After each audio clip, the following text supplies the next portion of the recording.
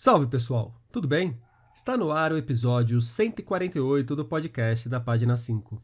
Aqui Rodrigo Casarim. Página 5 é também a coluna de livros que edito no portal UOL. Estou no Instagram como página.5, no Twitter como @rodcasarim e no Telegram, só procurar pelo grupo Página 5. Também assine a newsletter da Página 5. Basta me mandar o seu e-mail por qualquer rede social ou se cadastrar no página5.substack.com. Link na descrição do episódio. Não é exagero apontar Ricardo Aleixo, hoje com 62 anos, como um dos maiores poetas em atividade no Brasil. Podemos falar de seus livros, claro. Ele é autor de títulos como Extra Quadro, coedição da Impressões de Minas com a Lira, Diante Boi, publicado pela Crisálida, de Pesado Demais para a Ventania, que saiu pela Todavia, e de A Roda do Mundo, escrito em coautoria com Edmilson de Almeida Pereira, outro grande nome de nossa poesia contemporânea. Esse último saiu em 1996. Mas a poesia de Ricardo extrapola o que encontramos nas páginas impressas. Sua arte é marcada pela musicalidade, pelas performances e por intervenções multimídias. Ricardo Aleixo é um poeta de palco. Agora, Ricardo começa a revisitar suas memórias para um projeto que, se tudo der certo, contará com 4 livros. O primeiro já saiu e se chama Sonhei com o Anjo da Guarda o Resto da Noite. Nele, com idas e vindas no tempo, Ricardo repassa e reflete sobre momentos importantes de sua carreira e de sua vida, como a bolada que levou durante um jogo de futebol na juventude. A pancada acabou por comprometer seriamente a sua visão. Ele fala sobre como o incidente impactou a maneira como lê na conversa que vocês ouvirão a seguir. Também comenta como está sendo revisitar a trajetória, a importância das andanças pelo mundo para o seu trabalho e de experiências pelo que chama de Áfricas dispersas.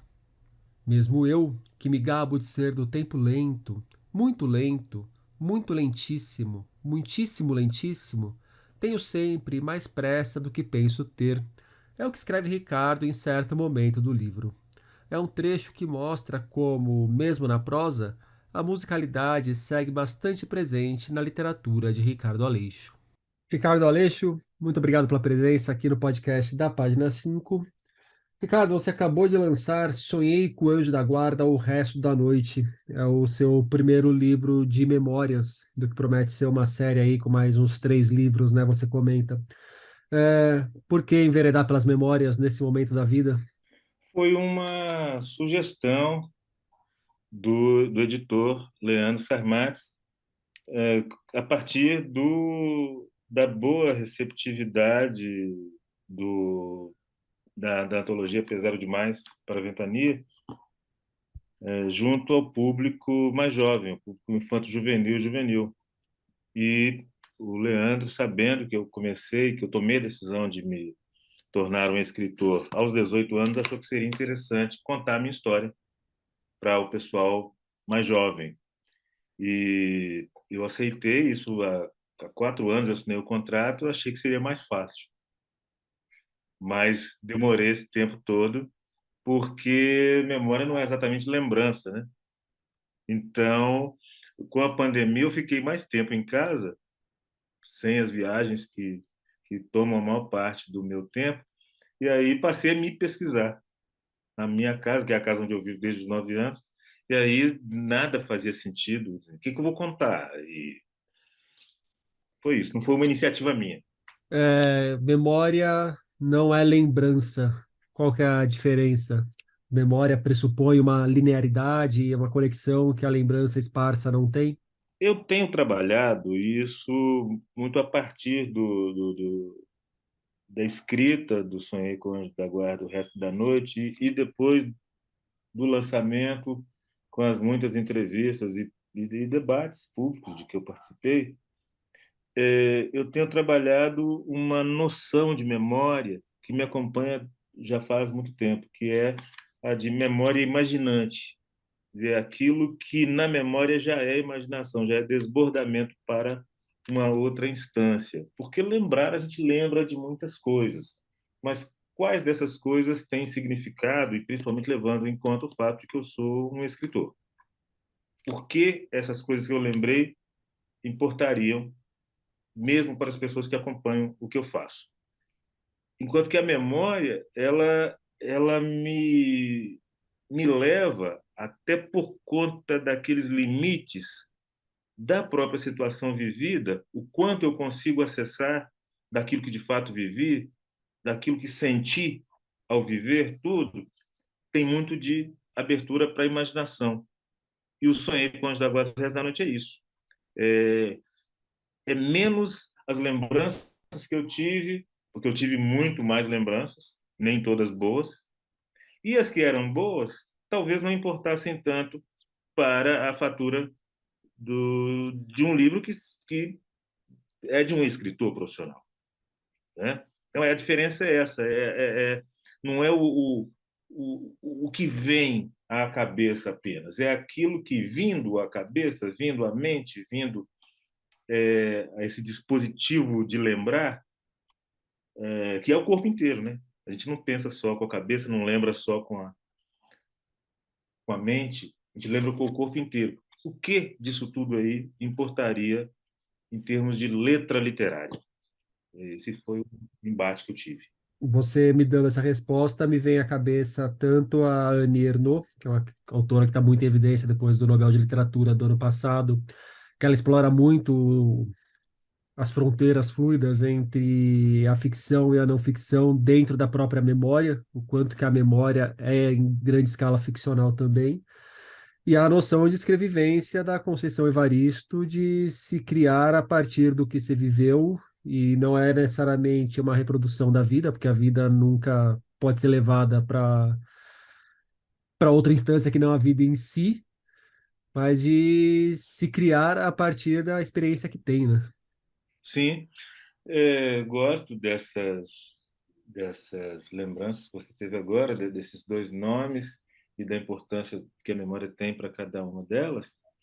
E penso, não sei o quanto eu terei conseguido falar disso no livro, mas a própria circunstância de ter me tornado escritor numa família pobre, num bairro da periferia de Belo Horizonte, já tem seu quê de ficcional.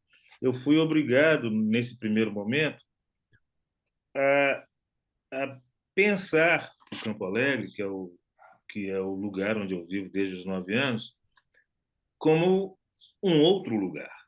Eu acho que eu não conseguiria escrever nada se eu simplesmente olhasse para o entorno e, e tentasse traduzi-lo como literatura. Como eu fui muito ligado desde o início às dimensões materiais da linguagem, por meio do estudo, da didática concreta, do paideuma concreto,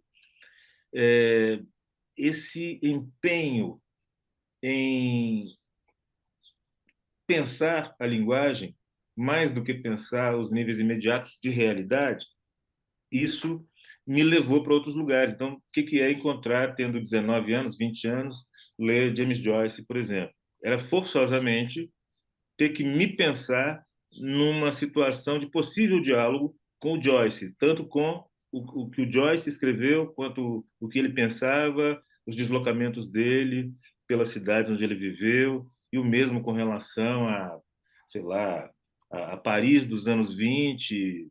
Então, o Campo Alegre ele tornou-se cada vez mais Campo Alegre à medida em que ele foi sendo tensionado naquilo que o Campo Alegre não poderia ter. Traduzindo de forma, não sei se mais simples, eu tinha que ultrapassar essa linha da, da relação imediata com o lugar onde eu morava. E isso eu faço até hoje. Tem dias que eu só consigo escrever, ou fazer música, ou criar qualquer coisa, se eu penso que eu estou, por exemplo, num bairro de Nairobi, na periferia de Berlim. Eu tenho que me deslocar para poder estar mais no Campo Alegre do que em qualquer outra situação. Não sei se me expressei bem, mas é um pouco esse exercício de lugar imaginado também. Você que citou o Joyce, e em certa altura do livro você menciona se dá conta de que musicar um trecho de um poema do Cruz de Souza pode ter servido de base para o seu estilo. Quanto que não só revisitar essas lembranças, mas perambular por essas memórias e colocar essas memórias no papel te ajudam a fazer descobertas sobre a própria história, sobre a sua própria trajetória e a sua relação com a arte. Foi muito bom ter escrito sobre isso, sobre esse episódio em especial de musicalização de poemas de vários autores, mas em especial do Cruz e Souza, porque um modo composicional se abriu ali, que é o da relação a mais íntima possível com os formantes, com as sílabas, essa dimensão como que partitural que todo texto escrito tem para mim.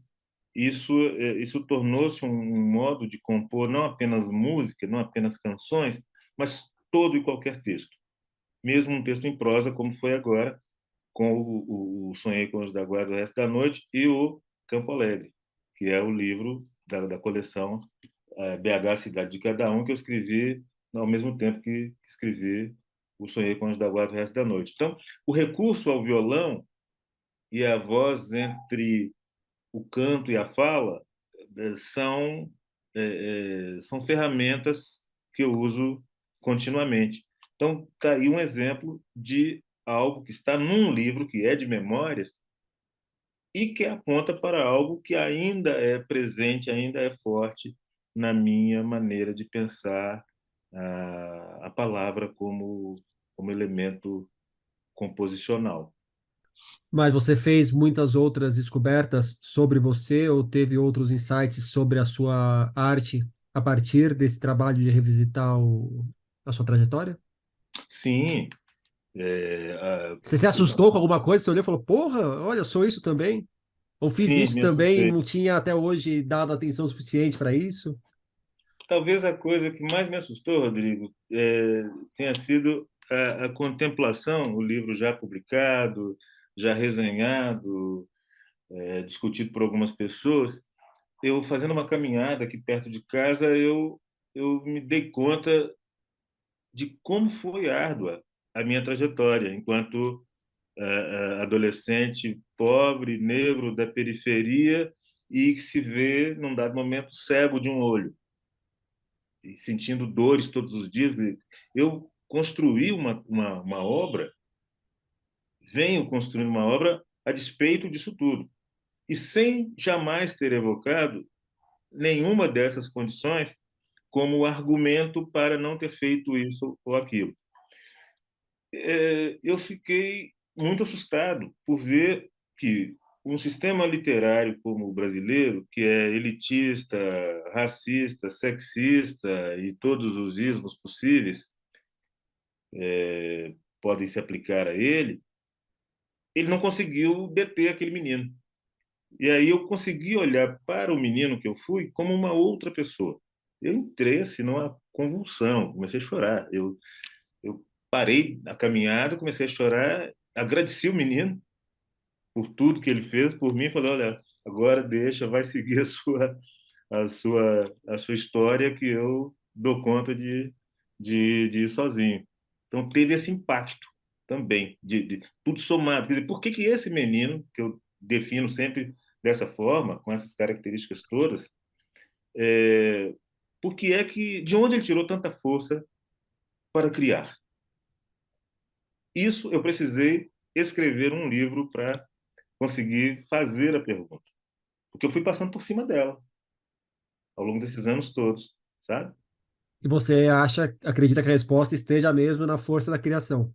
O mercado literário não deteu esse menino pela força da criação desse menino. Sim, e também eu não me arriscaria a responder de onde veio essa força. Eu só posso afirmar que ele foi muito mais forte do que eu imaginava.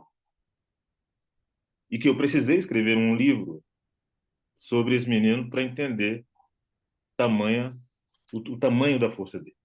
Agora, em certo momento do Sonhei com o Anjo da Guarda, muitos fãs seus vão ficar um pouco preocupados quando você diz que pretende se dedicar mais à prosa do que à poesia agora. Não que você esteja abandonando a poesia. Mas como que está sendo essa relação com a prosa? Eu sempre escrevi prosa, né? Nos primeiros anos das minhas tentativas literárias, eu escrevi muito. Escrevi contos, projetos de romance abandonados, e felizmente abandonados, porque não tinham mesmo densidade, e nem eu tinha vivência para escrever romance com 22 anos, com 23 anos. E tem a questão da escala também. O tempo de dedicação à escrita da canção, por exemplo, ou a escrita de poemas, é um tempo outro, comparado com o tempo da escrita da prosa. Né? Mesmo a prosa ensaística, que eu escrevi bastante, eu tenho um livro inédito, tenho dois livros inéditos, e tenho um projeto para este ano, que é o de uma teoria da performance, que eu comecei a fazer anotações ao longo dos anos e este ano eu quero finalizar. Mas é preciso ter um tempo de dedicação, que é a luta pela sobrevivência, as viagens, o tempo inteiro. Já começo a viajar agora, este mês, e só vou parar no início de dezembro. Fica muito difícil manter um projeto de prosa com esse cotidiano. Mas é um dos meus fascínios. Eu gosto demais, eu leio muito prosa, prosa de ficção. E a poesia, ela tem aparecido sem muito esforço. Eu tenho falado isso publicamente, eu tenho até sonhado poemas de alguns anos para cá. Então, ao contrário da prosa, que demanda uma disciplina e uma concentração, a poesia não. Esse país horrível que a gente habita, ele me levou a escrever da, da, do golpe dado na presidenta Dilma Rousseff para cá, eu devo ter escrito uma média de um poema por dia, facilitado pelas redes sociais também, quer dizer, fazer poemas para soltar nas redes, eles eram reproduzidos, depois eu aproveitava ou não em livros. E agora mesmo estou para lançar um livro do ano passado, que só vai sair agora, que é o Diário da Encruz, é um livro de poemas também. Então não vou abandonar, mas tenho de fato esse projeto de me dedicar mais à prosa. É, foi super oportuno o que você falou agora e ficou parecendo até que a gente tinha combinado como ia ser o encadeamento do papo. Porque eu queria perguntar para você como que é o procedimento de pescar poemas nos sonhos, que você menciona no livro que você às vezes faz isso. Está sonhando, vem um poema e você acorda e registra, ou você faz algum tipo de preparação para de repente sonhar com algum assunto que pode descambar no poema? Eu gosto tanto, do sonho é algo que me interessa muito, sempre me interessou muito.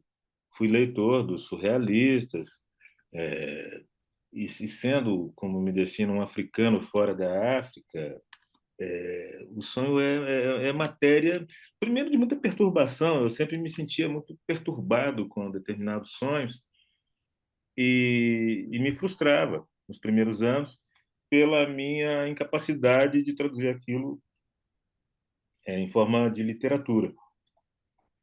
Nos últimos anos, quando eu já tinha definido o que eu posso hoje chamar de método, que é o de levantar assim que eu me dou conta de que estou sonhando algo, e nem sempre sonho poemas, mas situações que lembram muito mais filmes, mas alguma coisa que me expulsa também que tem uma força de me expulsar do sono.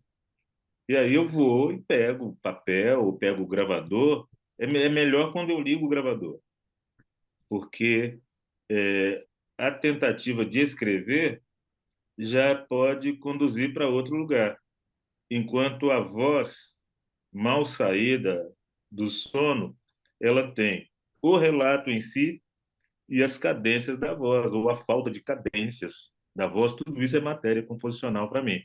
Então eu utilizo as duas maneiras. E provoco, sim. E eu aprendi a ter, principalmente depois que eu li o Oráculo da Noite, do Siddhartha Ribeiro, que acho que é a grande obra em português sobre o sonho e o papel que o sonho teve, né, para as sociedades antigas, para as diversas culturas. Eu passei a ter que eu poderia chamar de um certo controle sobre essa narratividade que se enuncia nos sonhos. Você fazer isso. Você falou de se ver como um africano fora da África. E também no livro você fala em contar experiências pelo que chama de Áfricas dispersas. Você pode falar um pouco sobre essas Áfricas dispersas, Ricardo? Eu gosto de usar esse termo e ele conversa com um termo que a minha amiga antropóloga e cineasta Sheila Walker, estadunidense, um termo que ela cunhou, que é Áfricas espalhadas. Eu gosto do dispersas porque aponta para um princípio da botânica, que é o de dispersão de sementes, por exemplo, feitas por insetos, feitas pelo vento, feitas por vários tipos de animais. Gosto dessa ideia de pensar a presença africana no mundo a partir de um princípio criador. Essa pensar pensar o jazz, pensar o samba, pensar as diversas formas de dança, as religiões, como modos de civilizar o mundo, mas não de uma perspectiva imperialista, modos de relação com o mundo e com aquela parte do mundo que é ostensivamente contra nós, negros, contra nós, indígenas, contra nós, mulheres, contra nós, LGBT.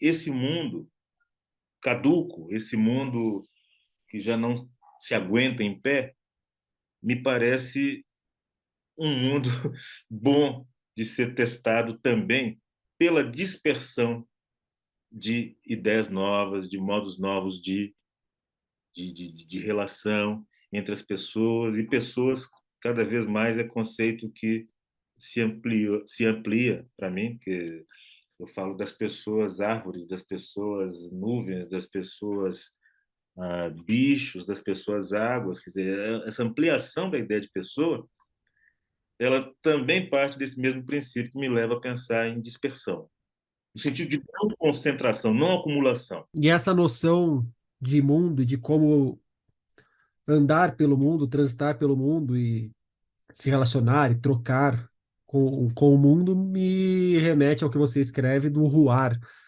Quando você viaja, você chega no hotel, já quer deixar a mala no quarto e sair para ir para a rua, para perambular pela rua, para conhecer as ruas.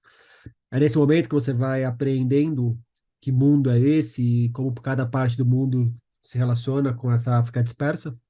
E que mundo sou eu também? Eu estou me preparando para ir pela primeira vez a um país africano. Eu viajo agora em março, eu passo alguns dias em Angola. Eu preciso chegar lá sem nenhuma expectativa, sem expectativa quanto ao que é a África real, não mais a África imaginada, sonhada, desejada, mas a África real, entendendo que mesmo isso que eu chamo de real é construção coletiva transhistórica. Já sei que não vou encontrar a África real. Eu sei que eu vou encontrar um país da África preparado para receber, quer dizer, uma parte desse país preparado para receber um escritor e intelectual negro brasileiro. Então já tem uma circunscrição aí, uma definição de princípios de aproximação mais ou menos inalterável. Eu não vou exatamente chegar num lugar e me ver entregue à própria sorte. Né? Pessoas me buscarão no aeroporto, pessoas escutarão o que eu tenho a dizer. Então, o que eu espero de situações como essa é de poder descobrir em mim novos modos de me relacionar com aquilo que, porventura, escape da previsibilidade dos encontros entre um escritor e seu possível público, e seus colegas. Você falando agora me veio na cabeça, né? O quanto ter a certeza de que quando você chegar no aeroporto vai ter alguém sorrindo e acenando para você, já muda muito a experiência no país para onde você está indo. Muda totalmente, né? Porque você, eu brinco muito que aeroportos são todos iguais. Fiz até um post uma vez, aeroportos são todos iguais. Eu nunca me relacionaria com um aeroporto. Eles são todos iguais. Agora, eles tendem a ser menos problemáticos na medida em que podemos contar com a certeza de que alguém terá um cartazete com o nome Ricardo Aleixo. Isso já traz algum conforto, alguma serenidade, principalmente quando você atravessa o oceano, quando você viaja 12, 13, 14 horas. Ainda pode haver problemas, mas aí tem um problema a menos. Né? Alguém sabe quem eu sou, alguém espera por mim.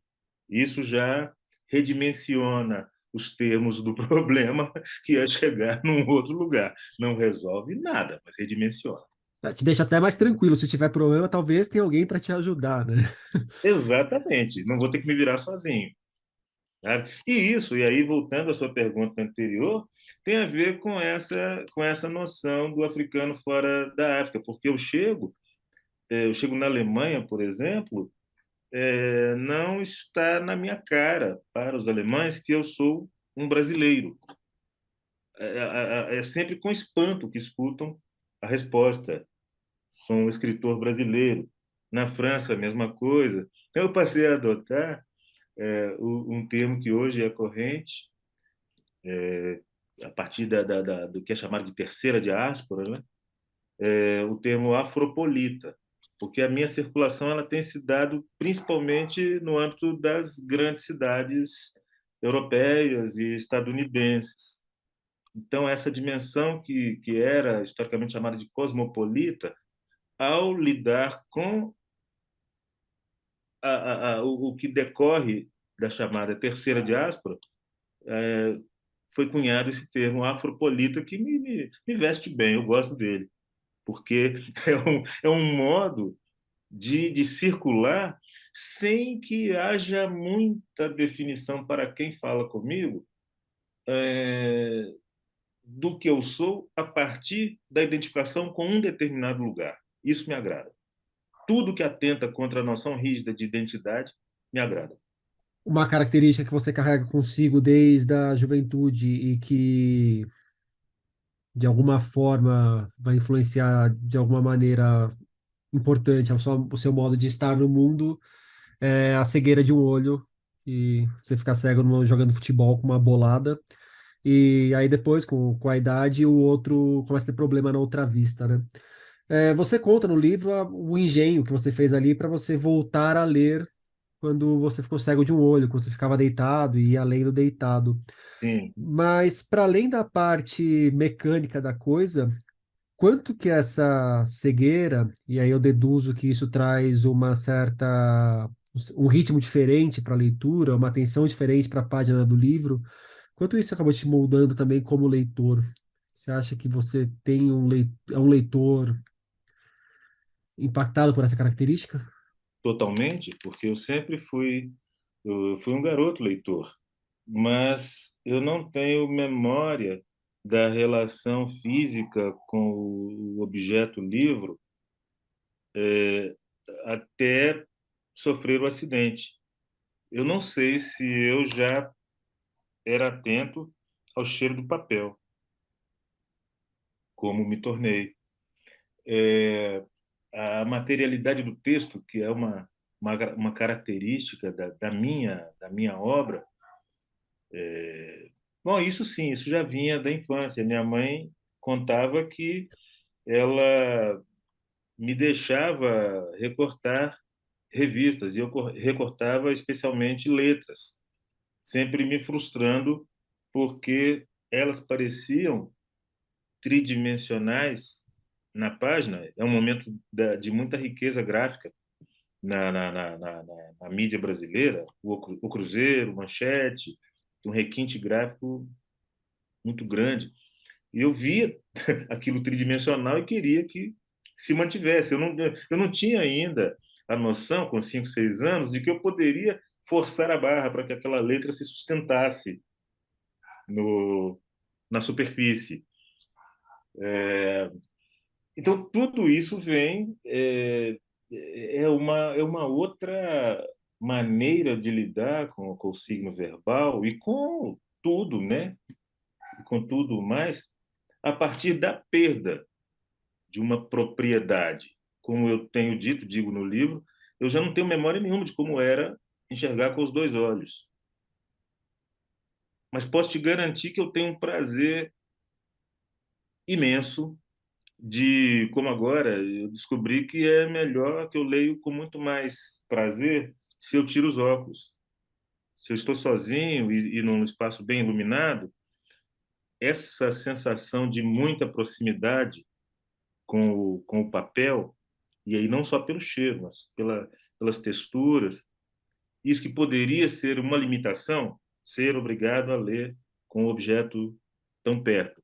Isso se tornou uma fonte, eu diria, inesgotável de prazer. E que me ajuda muito, não só como leitor, mas no momento de definição de algo que eu escrevi, de um poema, por exemplo. Às vezes é a relação. Eu tenho vários tipos de caneta, eu sou um obcecado por canetas, estou procurando aqui. Louco de papelaria. É, sou. Então, tenho isso, infelizmente as pessoas não vão ver, mas você vai. Quer dizer, eu compro canetas de várias espessuras e muitas vezes eu preciso testar. Vem um poema, vem um verso, eu não escrevo direto no computador.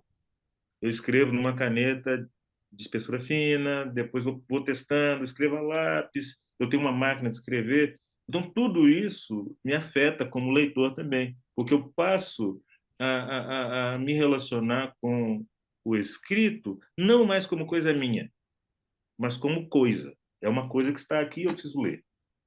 Então, afeta totalmente. E o futebol continua significando alguma coisa para você? Existe Quase algum nada. jogador hoje que ocupa o espaço que o Ademir da Guia ocupou para aquela criança? Pelé. O Ah, Pelé mas o ocupa. Pelé é daquela época que se mantém, né? Não, Mas ele nenhum não é jogador. daquela época. Ele não é daquela época. Eu acho que eu não percebi o Pelé. Eu acho que eu não percebi o Pelé. E não é só uma. Não estou falando isso por blague apenas, não. Ainda ontem à noite eu assisti o documentário Pelé e entendi o quanto eu não conheci o Pelé, mesmo tendo dedicado a ele dois poemas e tê-lo mencionado sempre. Ele continua sendo novidade absoluta para mim, sabe? Eu participei de um debate semana passada, promovido pela Universidade de Zurique, e o primeiro pensamento do dia, assim que eu saltei da cama, foi o quanto o futebol tornou-se violento, já no momento em que eu começava a me afastar dele. A violência foi naturalizada e ela acabou ganhando espaço na vida pessoal dos jogadores. Eu não me identifico em nada com o modo como os jogadores se comportam hoje. Então é nesse sentido que eu digo assim, aquilo que me inspirava no Ademir da Guia, naquela geração brilhante da qual o Pelé fez parte, sim, mas não na minha sensibilidade, né? Ele não me formou como o Ademir me formou. Eu não vejo isso nos jogadores de hoje. Então eu não assisto mais nenhum jogo inteiro. Eu tenho muito mais prazer em ver, por exemplo, trechos de jogos da Copa de 1970 do que assistir mesmo os jogos do meu time, que é o América de Minas. O futebol continua na minha vida como um lugar assim do mais alto da mais alta relevância simbólica.